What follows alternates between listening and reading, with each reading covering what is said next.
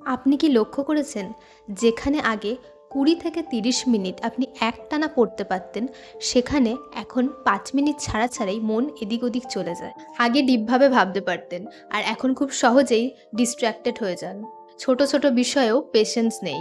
আপনি ভাবছেন আপনি লেজি হয়ে যাচ্ছেন, আপনার মোটিভেশন নেই। কিন্তু আসল ব্যাপার হলো আপনার ব্রেন খুব নিঃশব্দে ভেতর থেকে বদলে যাচ্ছে।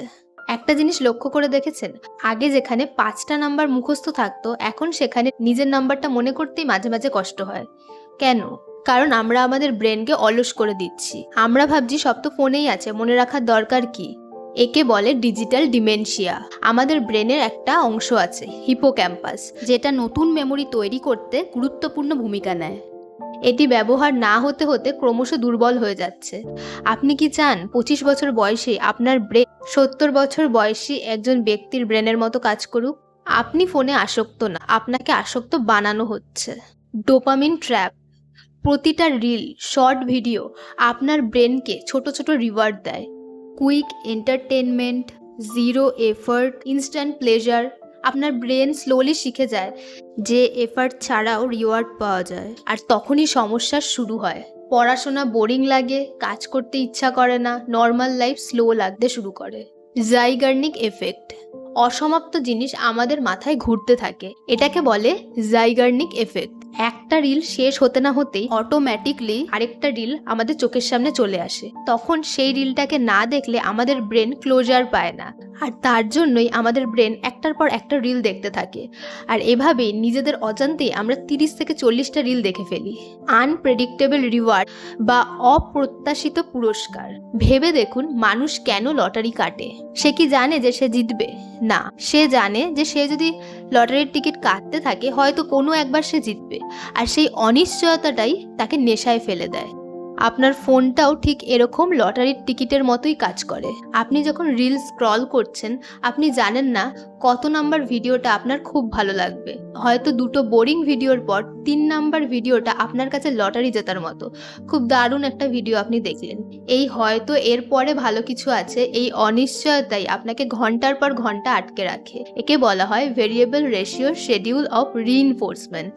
আবার আপনি জানেন না ঠিক কোন মিনিটে আপনার ফোনে একটা লাইক বা মেসেজ আসবে। এই অনিশ্চিত সময়ের জন্যই আপনি কাজ করতে করতে বারবার আপনার ফোনটা চেক করতে থাকেন। এই কারণে আপনার ব্রেন সবসময় একটা হাই অ্যালার্ট মোডে থাকে এবং শান্ত থাকতে ভুলে যায়। এটাকে বলা হয় variable interval schedule of reinforcement. Active versus passive consumption. সব ফোন ইউজ করা খারাপ না, ডিফারেন্সটা এখানে যে আপনি কি কনজিউম করছেন না স্ক্রল করছেন। অ্যাক্টিভ কনজাম্পশন হলো, ধরুন আপনি ১০ মিনিটের একটা কোনো এডুকেশনাল ভিডিও দেখছেন বা নতুন কিছু শিখছেন এবং আপনি ডিপ ফোকাস দিয়ে সেটা দেখছেন। আর প্যাসিভ কনজাম্পশন হলো যে আপনি ১০ মিনিট ধরে একটার পর একটা রিল মাইন্ডলেসভাবে স্ক্রল করে যাচ্ছে। একটা আপনার ব্রেনকে বিল্ড করে, আরেকটা আপনার ব্রেনকে ডিস্ট্রয় করে। ভালো খবর হলো যে এটাকে রিভার্স করা যায়। আপনাকে একবারই ফোন ছেড়ে দিতে হবে এরকমটা নয়, আমরা স্মার্টলি কন্ট্রোল নেব। Grey scale hack. আপনার ফোনের সেটিংয়ে গিয়ে ফোনটাকে ব্ল্যাক অ্যান্ড হোয়াইট করে দিন।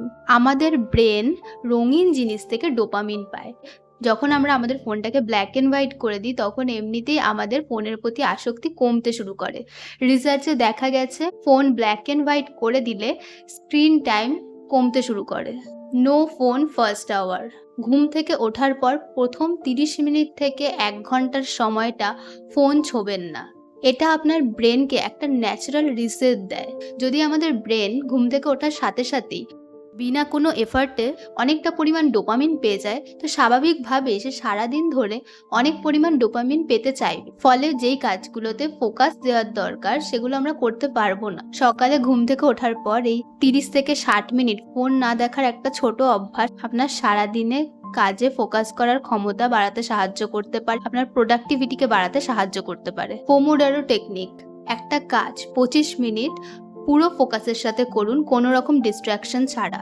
তারপরে ৫ মিনিটের ব্রেক নিন। এভাবে ২-৩টে সাইকেলের পর ১৫ থেকে ৩০ মিনিটের একটা ব্রেক নিন। এতে আপনার ব্রেন আবার ডিপভাবে ফোকাস করতে শিখবে। Train your mind to enjoy boredom. আজকাল আমাদের ব্রেন প্রায় সবসময় এত পরিমাণ ডোপামিনের উত্তেজনায় থাকে তারও তো একটা রেস্টের প্রয়োজন। তো মাঝে মাঝে শুধু কোথাও চুপ করে বসে থাকুন বা হাঁটুন, এগুলো আপনার ব্রেনকে হিল হতে সাহায্য করে।